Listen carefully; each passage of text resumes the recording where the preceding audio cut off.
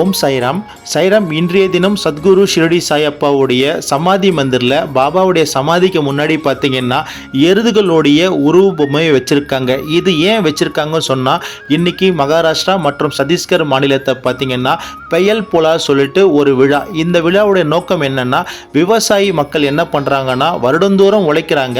அவங்களுக்கு எருதுகள் எல்லாமே உதவியாக இருக்குது. அந்த எருதுகளுக்கு நன்றி தெரிவிக்கும் ஒரு மகத்தான நாள் தான் இந்த பெயல் புலா விழா.